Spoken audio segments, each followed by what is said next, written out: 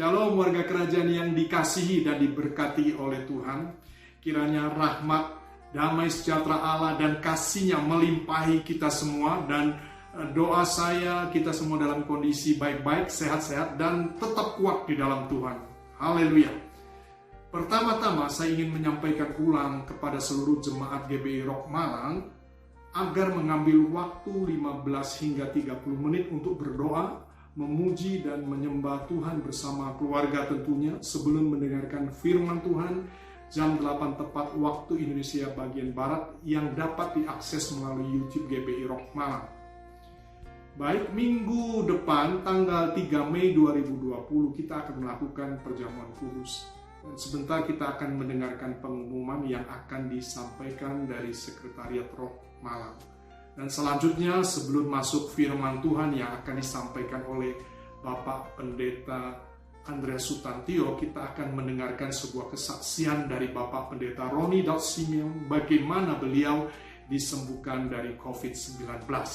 Dan kiranya ibadah keluarga hari ini di rumah kita masing-masing boleh menjadi berkat bagi kita semua, membawa kita semakin hari terus bertumbuh di dalam Tuhan, menyenangkan hati Tuhan dan memuliakan namanya. Selamat beribadah, Tuhan Yesus memberkati. Shalom warga kerajaan, kami informasikan perjamuan kudus untuk bulan Mei akan dilaksanakan pada minggu pertama tanggal 3 Mei 2020. Teknis pelaksanaan perjamuan kudus dilakukan dengan cara jemaat menyiapkan secara mandiri roti dan anggur atau minuman warna merah lambang darah Yesus di rumah masing-masing yang akan dipimpin oleh gembala jemaat melalui YouTube. Jika jemaat kesulitan untuk memperoleh anggur dan roti karena keadaan darurat ini, dapat digantikan dengan air teh dan roti atau kue sebagai lambang darah dan tubuh Tuhan Yesus. Ibadah dipimpin oleh Bapak sebagai kepala keluarga yang dibantu oleh Ibu dalam hal doa, membaca Alkitab, dan juga sharing. Sedangkan untuk sakramen perjamuan kudus, GBI Rock Malang akan melayani secara online via YouTube untuk memimpin perjamuan kudus dan seluruh anggota bisa mengikutinya. Bagi jemaat yang membutuhkan pelayanan doa, pastoral, dan juga lain-lain, dapat menghubungi hotline kami 24 jam di nomor telepon 085331781700 atau bisa juga di 0817533841. Demikian informasi ini kami sampaikan. Selamat beribadah, Tuhan Yesus memberkati. Shalom warga kerajaan. Dalam Mazmur 23 dikatakan, Tuhan adalah gembalaku, takkan kekurangan aku. Lalu ayat 4 mengatakan, sekalipun aku berjalan dalam lembah kekelaman, aku tidak takut bahaya. Sebab engkau beserta dengan aku. Dan seterusnya. Ayat Mazmur 23 kami berdua selalu ucapkan ketika kami bangun mezbah sejak menikah 27 tahun lebih yang lalu sampai hari-hari ini. 2 kali dalam hidup saya mengalami pengalaman lembah kekelaman. Yang pertama waktu kami ada di Pulau Lombok di Mataram, ada kerusuhan Januari tahun 2000 waktu itu. Di mana saya melihat langsung di sebelah kiri kanan orang-orang membawa parang, tombak, dan rumah dibakar, dijarah, pohon-pohon berjatuhan. Dan saya harus melewati di tengah-tengah mereka. Begitu ngeri. Tapi itu kejadian yang terjadi di luar diri kami, diri saya.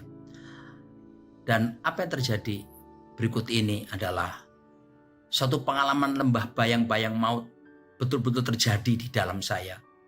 Ketika tanggal 21 Maret, dokter menyatakan bahwa saya positif corona, COVID-19. Sebelumnya beberapa hari saya mengalami demam tinggi dan saya mengalami batuk-batuk yang kuat. Lalu periksa darah, ternyata trombosit menurun. Pertama dokter menduga pasti demam berdarah. Tapi waktu dicek ulang, bukan demam berdarah juga bukan tipes. Lalu kemudian dokter memutuskan untuk CT scan toraks. Dan ketika di CT scan, Di situ terlihat dengan jelas betapa paru-paru saya itu penuh dengan bercak putih yang luar biasa. Dan dokter mengatakan ini kasus berat, corona. Langsung saya opname dan 16 hari lamanya saya harus diopname, diisolasi sendiri di sebuah kamar. Tidak boleh ada yang besuk. Dan semua tim medis yang datang pun memakai APD lengkap. Betul-betul pengalaman keterasingan, kesendirian, dan mengalami lembah bayang-bayang maut yang luar biasa saya alami dalam hidup saya. Batuknya luar biasa. Sampai saya tidak bisa menyanyi, saya tidak bisa ngomong. Karena begitu menyanyi, ngomong langsung batuk. Tapi di tengah keadaan itu, tiba-tiba saya sering intimidasi kuasa gelap. Iblis berkata, mati kamu. Sebab pencuri datang mencuri, membunuh, memisahkan. Tapi saya berkata dalam hati, tidak. Yesus Kristus datang memberikanku hidup supaya ku memperolehnya dalam segala kelimpahan. Memang kita percaya bahwa kematian itu kedaulatan Tuhan. Apalagi juga ada beberapa rekan-rekan hamba Tuhan yang meninggal karena kasus yang sama. Dan saya percaya mereka bersama Tuhan karena tugas mereka di bumi sudah selesai. Tapi saya berdoa mohon kemurahan Tuhan untuk diizinkan tetap hidup, untuk bisa melakukan tugas-tugas kerajaan. Dan saya bersyukur ketika dalam keadaan pengalaman yang berat itu, saya lemah sekali, demam terus tinggi. Saya harus mengalami infus kiri, kanan. Karena apa? Karena terjadi pembengkakan ketika saya sedang diinfus. Lalu kemudian obat-obat yang ditembakkan betul-betul dibombardir dengan segala macam obat antibiotik, lalu vitamin-vitamin, lalu kemudian berbagai hal. Ada suntikan tambahan yang diberikan, injeksi tambahan, selain itu obat-obatan minuman. Tapi yang luar biasa adalah di dalam batin hati ini terus muncul nyanyian yang tiada henti. All my life you have been faithful. Nyanyian ucapan syukur. Tidak henti-hentinya mengalir dalam batin saya. Karena saya tidak bisa menyanyi. Setiap batuk akan keluar. Lalu dalam keadaan lemah berhari-hari tersebut, saya cuma bisa mengandalkan Tuhan, berharap sama Tuhan. Dan saya bersyukur untuk Bapak Rohani, Pak Timotius Arifin. Tiap hari beliau video call. Tiap hari beliau ucapkan firman. Mulai dari Mazmur 91, Mazmur 16, Mazmur 27, dan banyak ayat-ayat yang dia sampaikan. Pak Arifin sebagai Bapak Rohani berkata, Roni, kamu adalah pembicara kerajaan Allah. Kamu adalah aset kerajaan Allah. Roni, kamu akan menikahkan anak-anakmu.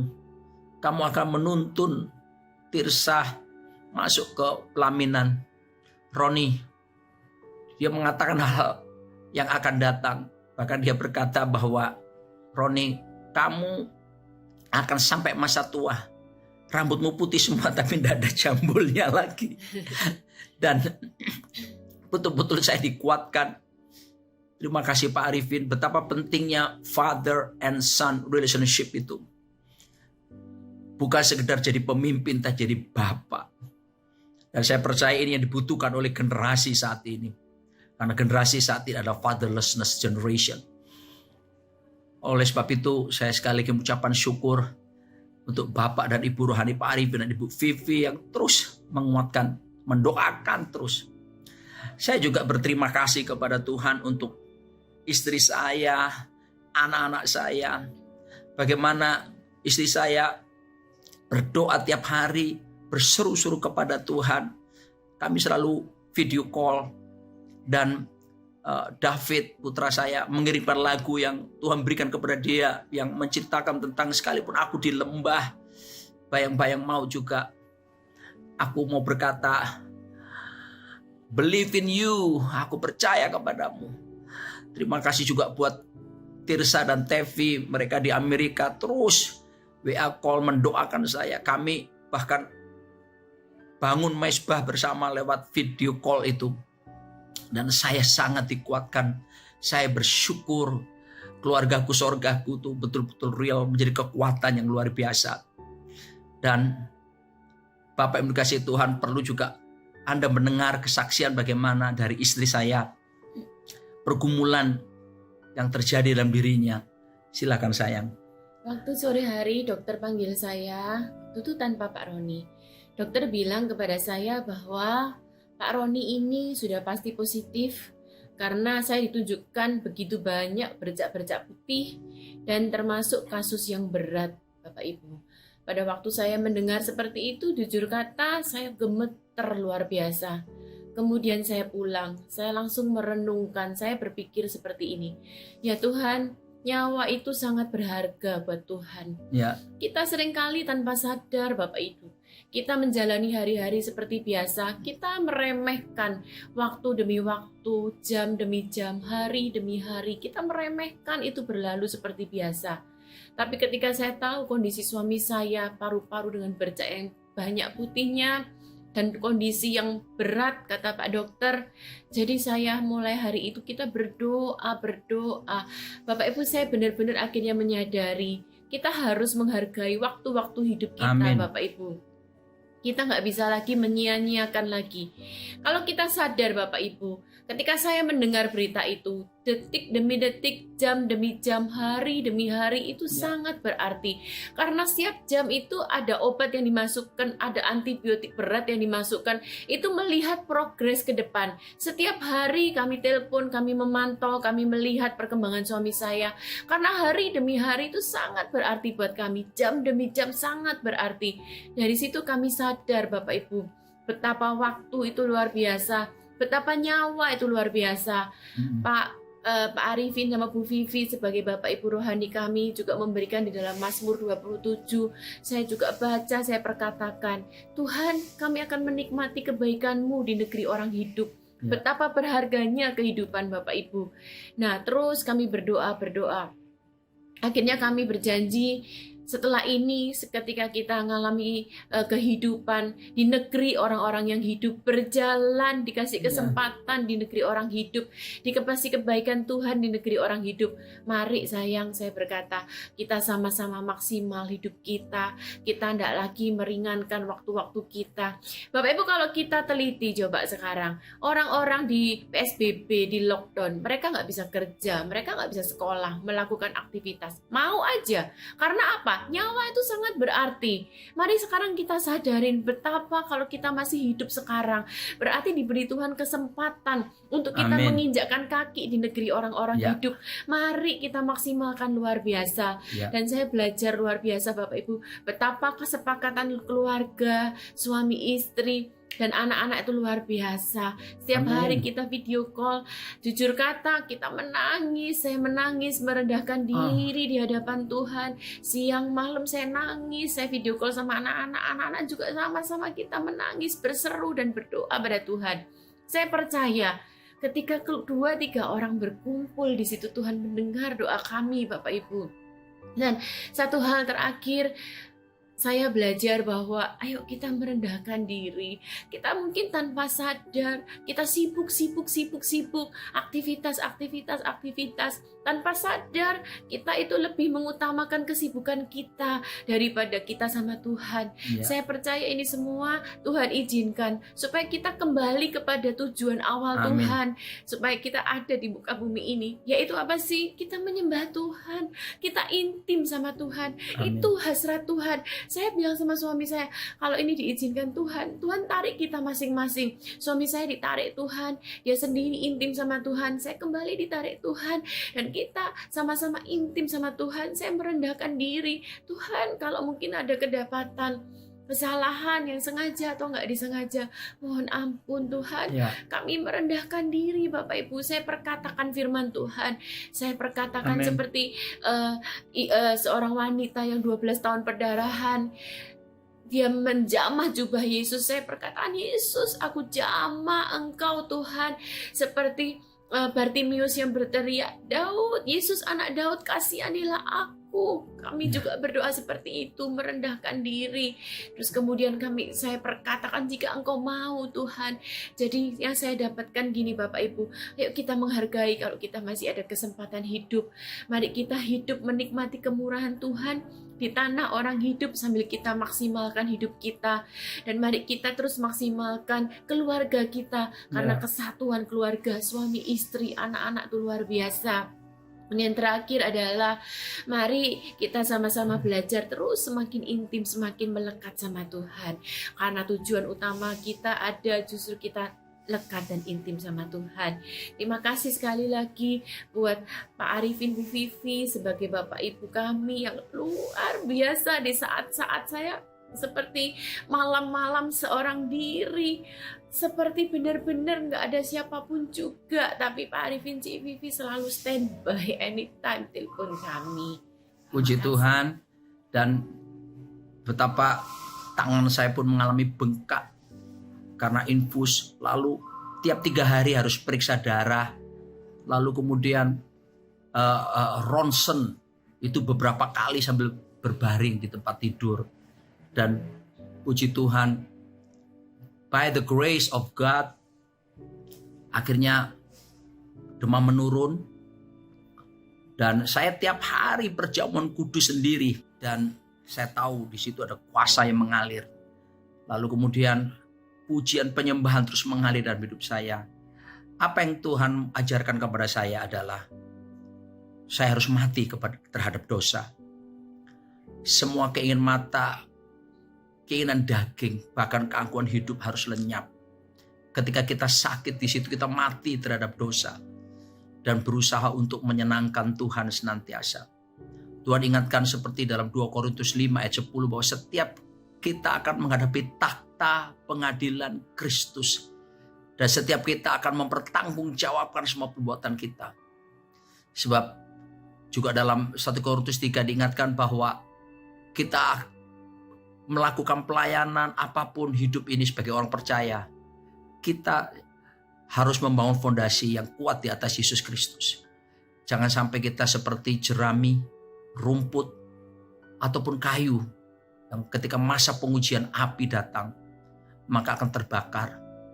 Tapi yang Tuhan inginkan seperti batu permata, perak ataupun emas, sehingga semakin dimurnikan bagi hormat kemuliaan Tuhan. Dan yang terakhir, mari seperti Ibrani 12 ayat 28-29. Mari kita yang sudah menerima kerajaannya tak tergoncangkan, beribadah kepada Tuhan dengan benar, dengan hormat dan takut. Naikkan ucapan syukur. Sebab Alkitab berkata, Allah kita adalah api yang menghanguskan. Jadi Tuhan mengajar saya lebih lagi seperti Raja Wali terbang dengan 2 sayapnya. Sayap kiri intim sama Tuhan, melekat. Nearness is likeness, kedekatan keserupaan. Maka karakter kita akan semakin diubah seperti Kristus. Dan hidup kita berbuah. Tapi sayap yang berikutnya adalah hormat dan takut. Sebab Tuhan itu api yang menghanguskan. Dia bukan cuma penuh kasih, karunia, anugerah, tapi api yang menghanguskan. Ngeri benar bila jatuh ke dalam tangan Allah yang hidup. Demikian Ibrani mengatakan. Sebab itu mari kita oleh anugerah Tuhan minta supaya hidup benar, hidup taat sama Tuhan, menyenangkan Tuhan. Dan kalau kita masih hidup sampai hari ini, itu berarti bekerja memberi buah. Dan tidak ada artinya segala sesuatu ketika saya ada dalam pembaringan itu. Tidak ada artinya. Mau bicara soal harta atau apapun di dunia ini, tidak ada artinya. Hanya Yesus. Setiap saudara yang saat ini bimbang, mari. Yesuslah jawaban. Yesuslah satu-satunya kehidupan dan yang jaminan kepada kekekalan. Sebab itu datang pada Yesus. Lagu ini terus mengalir. Dan saya bawa gitar kecil ini di rumah sakit juga. All my life you have been faithful. All my life you have been so good. With every breath that I am able, oh, I will sing of the goodness of God. I will sing of the goodness of God. Tuhan Yesus memberkati Anda semua. Amin.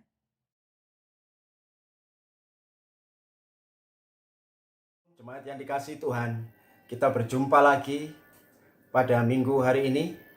Walaupun masih sangat terbatas karena kita tidak bisa berfellowship langsung, tapi lewat online seperti ini. Tapi biarlah ini tidak mengurangi apapun maknanya, karena saya tahu Allah kita di dalam Tuhan Yesus Kristus adalah Allah yang omnipresent dan tetap hadir, baik di tempat saya ada maupun Bapak Ibu sekalian yang ada di rumah masing-masing. Sebelum kita merenungkan firman Tuhan, mari saya ajak bersama-sama kita untuk berdoa.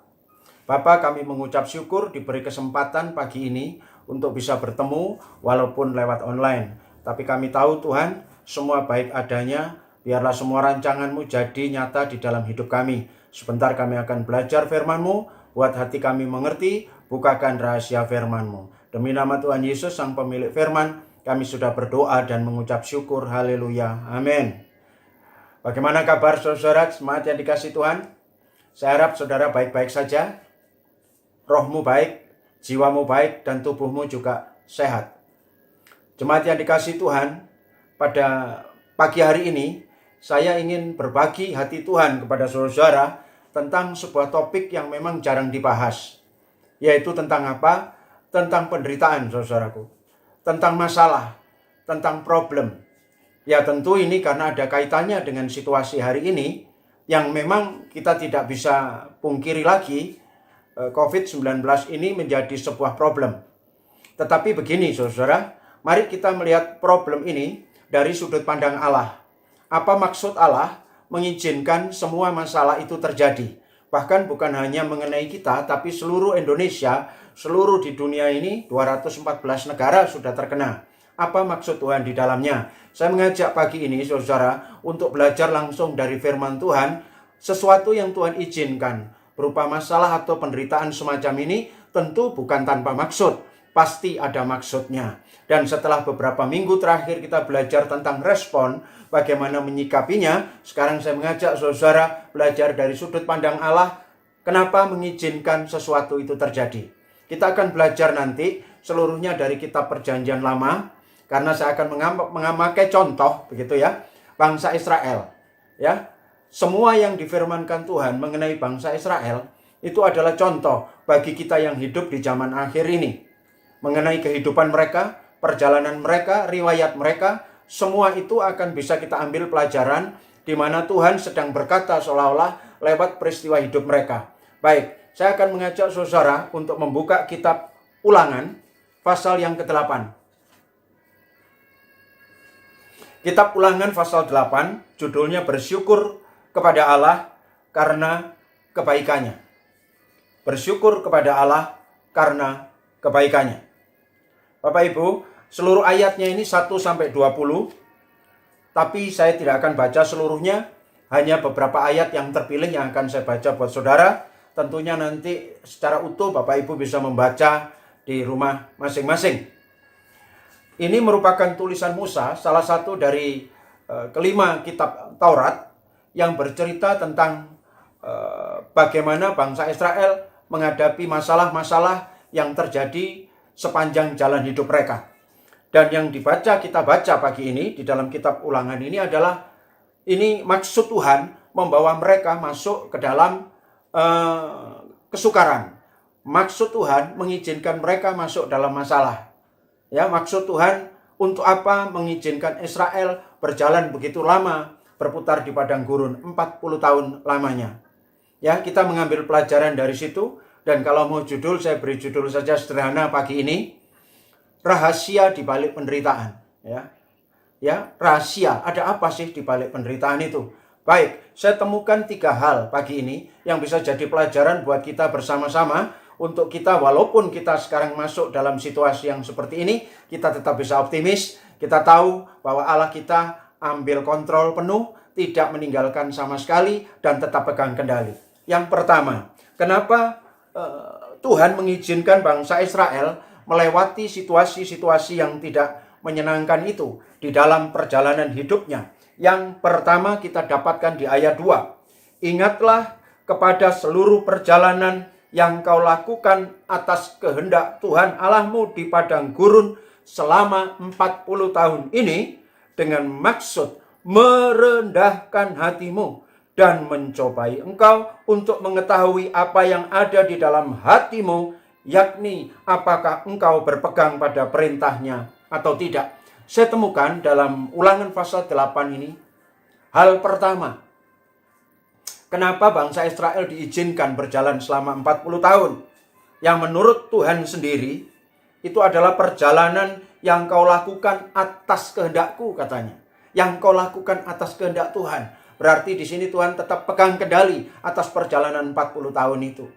Walaupun sebenarnya menurut para ahli perjalanan itu tidaklah selama itu, walaupun jalan kaki misalnya. Dari nyebrang Laut Merah sampai menuju Kanaan tidak butuh 40 tahun sebenarnya. Itu waktu yang terlalu lama. Tetapi kenapa Tuhan izinkan? Ternyata bagian pertama, yaitu untuk supaya mereka merendahkan diri. Supaya orang percaya merendahkan diri. Inilah rahasia pertama. Kenapa Tuhan izinkan kesukaran-kesukaran terjadi? Yang disebut penderitaan, suffering itu terjadi. Kenapa? Karena supaya orang percaya belajar merendahkan diri. Dalam catatan saya disebut juga mengakui kedaulatan Tuhan dalam seluruh aspek kehidupan. Jadi ini sengaja memang Tuhan izinkan COVID terjadi di seluruh dunia. Maksudnya jelas, supaya setiap manusia merendahkan diri, tidak sombong, dan mengakui kedaulatan Tuhan atas hidupnya. Bayangkan sekarang, tidak ada seorang pun di dunia ini yang bisa menyombongkan diri. Ya kan? Orang besar, orang menengah, orang bawah, semua kena. Negara besar, negara sedang, negara kecil, sampai pun negara yang belum maju pun ada potensi untuk kena. Paling tidak kena imbasnya. Sehingga apa? Mereka semua tidak ada yang bisa menepuk dada. Aku tidak tersentuh, I'm untouchable. Tidak bisa. Semua bisa berpotensi kena, minimal kena imbasnya. Sehingga ngalami juga kesukaran dan penderitaan. Seluruh lapisan masyarakat di Indonesia ini, bahkan di kota kita ini, mulai dari pengusaha, karyawan, wiraswastawan, sampai pun pada orang-orang pekerja serabutan sehari-hari. Dan termasuk saya dan saudara juga kena imbasnya hari-hari ini. Kita jadi kerja di rumah. Ada juga yang sudah mungkin teman-teman kita yang lain yang akhirnya juga tidak dapat bekerja apa-apa. Ini kenapa Tuhan izinkan terjadi? Supaya kita semua mengakui kedaulatan Tuhan. Kenapa saudara? Ini penting. Karena di masa-masa biasa, di masa damai, jujur kita akui manusia kadang lebih menuhankan materi, lebih menuhankan uang, lebih menuhankan hal-hal lain di luar Tuhan. Sehingga Tuhan seolah-olah bukan lagi Tuhan. Dan ini salah satu sebabnya. Sama yang dialami oleh bangsa Israel. Ketika mereka dalam keadaan nyaman, enak, kadang-kadang mereka lupa. Bahkan mereka bisa menyembah berhala. Maka Tuhan mesti bertindak bahwa yang paling berdaulat dalam hidup mereka itu tidak ada lain kecuali Tuhan. Kadang-kadang manusia perlu diingatkan dengan shock-shock terapi seperti ini. Saya tahu ini diizinkan oleh Tuhan, bukan untuk maksud buruk, tapi supaya orang-orang, manusia semua kembali mengakui dan berdaulat bahwa Tuhan adalah penguasa alam semesta. Tidak boleh ada seorang pun yang menyombongkan diri. Tidak boleh ada seorang pun yang menepuk dadanya.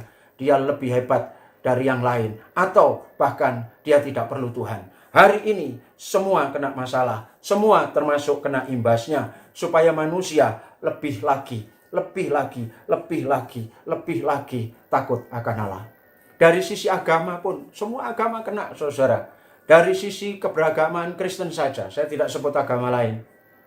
Itu bervariasi yang kena. Kalau tidak kena COVID-nya, minimal kena imbasnya. Dulu banyak orang sinis yang mungkin mengatakan, oh yang kena itu orang yang tidak beriman. Tidak. Buktinya anak-anak Tuhan pun kena. Tidak, buktinya ada hamba-hamba Tuhan pula yang kena. Begitu. Siapa saja, tidak pandang bulu, bisa berpotensi kena, minimal kena imbasnya. Saudara. Gereja besar, gereja kecil kena juga. Tidak ada, sudah. Semua jadi kena. Ini apa tujuannya? Saya mengutip Ulangan pasal 8 ayat 2 ini. Karena Tuhan mau, seperti Israel, merendahkan dirinya. Maka orang percaya, tujuan Tuhan mengizinkan masuk penderitaan adalah untuk merendahkan diri, semakin hormat dan takut akan Tuhan setiap hari. Semakin hormat dan takut akan Tuhan setiap waktu. Tidak ada yang perlu kita sombongkan. Ini bagian pertama. Jadi penderitaan diizinkan, masalah diizinkan, supaya orang kembali berdaulat, meletakkan Tuhan sebagai daulah yang tertinggi di dalam hidup masing-masing. Yang kedua, saya lompati, saya balik nanti. Yang ketiga mestinya di ayat yang di atas, tapi saya langsung masuk ayat yang ke-11 untuk poin yang kedua. Yang kedua, ayat 11, hati-hatilah supaya jangan engkau melupakan Tuhan Allahmu dengan tidak berpegang pada perintah, peraturan, dan ketetapannya yang kusampaikan kepadamu pada hari ini. Alasan kedua, Tuhan mengizinkan masalah, Tuhan mengizinkan penderitaan, Tuhan mengizinkan tantangan datang adalah supaya orang selalu ingat akan Tuhan. Sederhana, tidak melupakan Allah. Jujur juga saya katakan saudara, di hari-hari damai, di masa-masa tenang, banyak orang lupa Tuhan. Ingat Tuhan itu kalau pas butuh. Ingat Tuhan kalau ada masalah. Makanya masalah diizinkan supaya orang ingat akan Tuhan. Begitu kira-kira cara berpikirnya. Dan Tuhan ngomong terus terang lewat Musa kepada orang Israel, supaya engkau tidak lupa kepada peraturan-peraturanku. Kepada aku tentunya. Hari ini bagaimana kita bisa lupa terhadap Tuhan? Wong setiap hari kita menghadapi masalah. Ada kematian-kematian di sekeliling kita yang kita bisa tangkap dan kita bisa dengar lewat berita tertulis maupun media televisi. Kita bisa tahu betapa manusia itu rapuh dan tidak ada apa-apanya dan perlu selalu ingat akan Tuhan. Inilah hal kedua. Kenapa diizinkan oleh Tuhan peristiwa yang menyesakkan atau problem atau masalah atau penderitaan itu menghampiri manusia. Yang ketiga, saudara, saya naik lagi ke ayat yang ketiga. Demikian firman Tuhan. Jadi ia merendahkan hatimu, membiarkan engkau lapar, dan memberi engkau makan mana yang tidak kau kenal dan yang juga tidak dikenal oleh nenek moyangmu, untuk membuat engkau mengerti bahwa manusia hidup bukan dari roti saja, tetapi manusia hidup dari segala yang diucapkan Tuhan. Ini yang ketiga.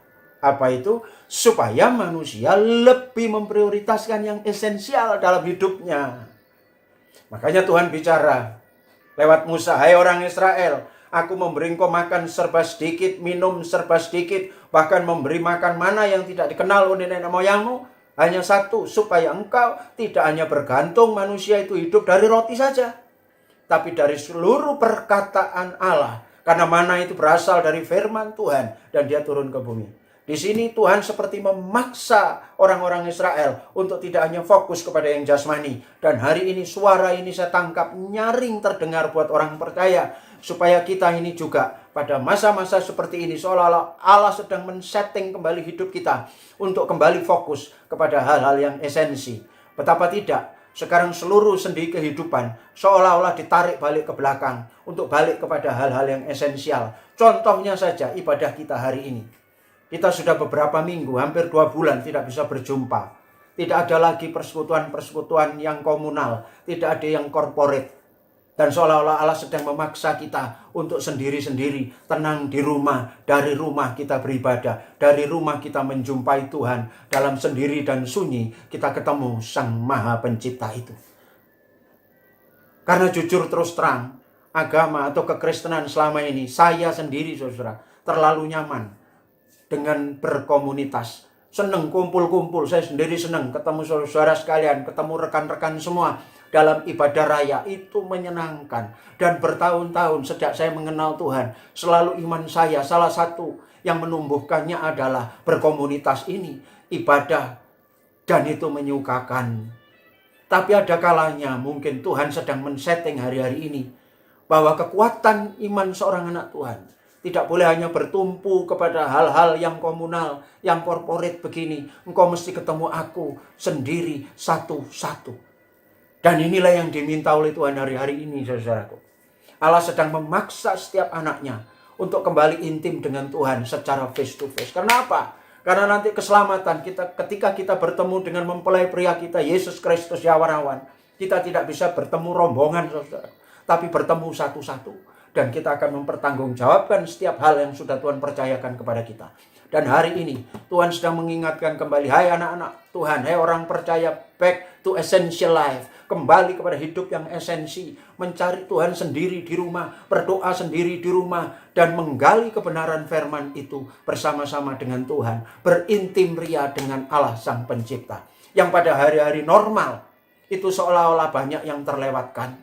Kita harus jujur mengakui bahwa intimasi pribadi itu kadang-kadang kurang diperhatikan. Tapi Tuhan mengizinkan peristiwa ini terjadi. Mau tidak mau bagaimana? Semua harus sendiri. Hari ini seolah-olah kita menggenapi 1 Petrus 2 ayat 9. Kamulah imamat rajani, bangsa terpilih, imam yang rajani. Kita semua adalah imam-imam.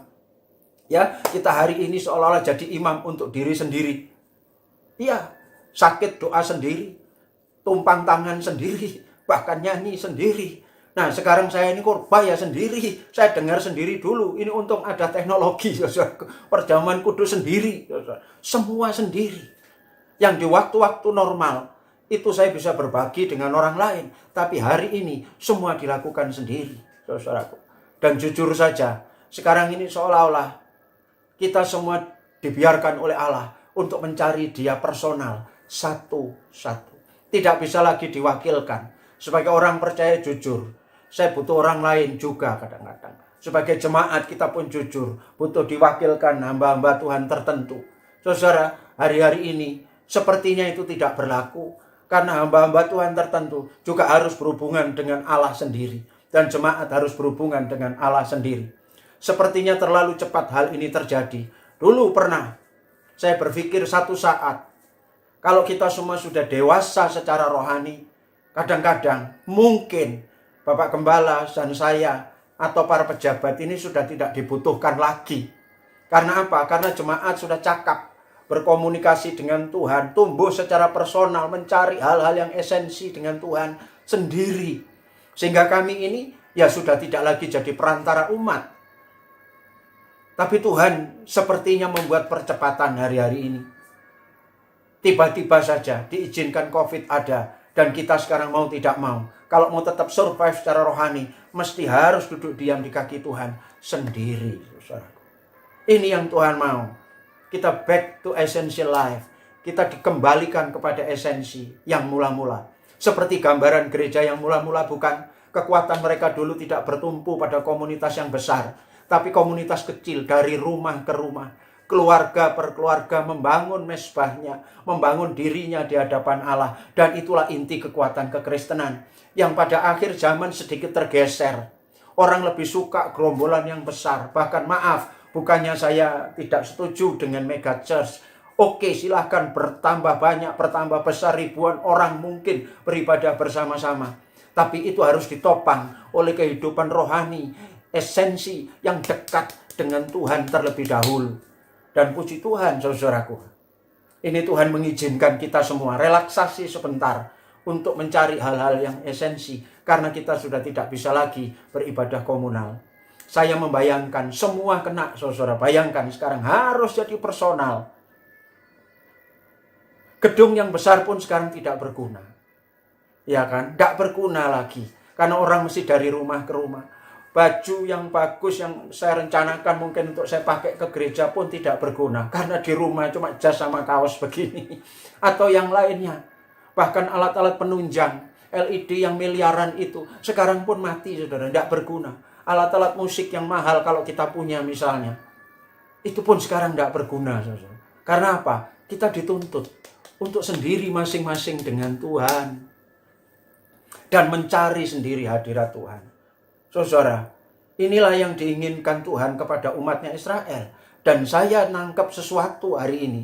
Jangan-jangan Tuhan juga inginkan ini, supaya kita lebih mencari yang esensi dibanding yang artifisial saja, yang selama akhir zaman ini begitu menggelora di dunia ini. Saudara, inilah yang rupanya Tuhan sedang maui atas diri kita masing-masing. Saya membayangkan, saudara, nanti setelah pandemi ini usai, akan dihasilkan jiwa-jiwa yang dengan semangat yang baru. Akan ada roh-roh yang diperbaharui. Akan hidup yang lebih kuat. Akan ada rohani yang lebih kuat. Akan ada lebih rohani yang lebih cakap menanggung segala sesuatu. Karena apa? Karena selama pandemi ini sudah dibangun intim dengan Tuhan sendiri-sendiri. Nyembah sendiri, tekuk lutut sendiri. Dan di sana berjumpa dengan Sang Khalik tanpa perantara siapapun. Dan sekarang seperti saya dan teman-teman saya, para hamba-hamba Tuhan ini juga tidak bisa lagi menepuk dada. Karena apa? Karena jemaat sekarang sudah punya hubungan pribadi dengan Tuhan. Dan kami ini hanya batur, hanya alat yang masih dipakai Tuhan untuk menyampaikan sesuatu seperti ini. Tidak ada lagi kultus, yang dikultuskan hanya satu, Tuhan Yesus Kristus. Inilah yang Tuhan bukakan pagi ini buat saya, untuk saudara. Sederhana saja, tidak panjang. 3 hal kenapa Tuhan mengizinkan masalah dan penderitaan terjadi, yang kita petik dari pelajaran Ulangan pasal 8 ini. Yang pertama, saya ulang sedikit saudara, supaya semua tidak ada yang menyombongkan diri, tapi merendahkan hati kita dan mengakui kedaulatan Tuhan. Dan yang kedua, saudaraku, supaya tidak melupakan Tuhan dalam segala tingkah laku kita. Kita senantiasa ingat Tuhan setiap waktu. Dan yang terakhir, supaya kita ayo mengejar yang esensi, yang terpenting, kekekalan bagi kemuliaan kita di hadapan Tuhan. Ada masanya kita sekarang ini mesti harus set ulang hidup kita kepada hal-hal yang jauh lebih penting ini. Inilah saudara yang Tuhan mau kepada kita di tengah-tengah pandemi ini. Jangan susah hati, jangan takut, jangan cemas, dan jangan gentar. Apapun yang Tuhan izinkan terjadi, semuanya tentunya baik adanya. Buktinya apa? Lewat perjalanan itu akhirnya Israel keluar dan memasuki negeri Kanaan dan memilikinya untuk orang-orang Israel dan seluruh keturunannya sampai hari ini. Saya membayangkan setelah usainya pandemi ini, karena kita tahu rahasia di balik kenapa Tuhan mengizinkan ini, kita akan tampil sebagai pribadi-pribadi yang jauh lebih kuat, yang jauh lebih hebat untuk menghadapi apapun yang terjadi ke depan. Biarlah firman Tuhan yang pendek ini akan memberkati kita semua. Dan tetap tabah, tetap semangat, tetap kuat di dalam Tuhan. Carilah Dia sementara Dia berkenan untuk ditemui. Terima kasih. Tuhan Yesus memberkati. Kita berdoa. Bapa, terima kasih untuk firman-Mu yang memberkati kami. Dan kami tahu inilah isi hati-Mu. Biar kami kembali kepada aturan Tuhan yang mula-mula. Bahwa Engkau segala-galanya. Kami tidak melupakan Engkau. Dan kami mengejar hal-hal yang esensi dalam hidup kami. Terima kasih Tuhan. Demi nama Tuhan Yesus Sang Pemberi Firman. Kami sudah berdoa. Haleluya. Amin. Selamat pagi jemaat. Selamat hari Minggu. Tuhan memberkati.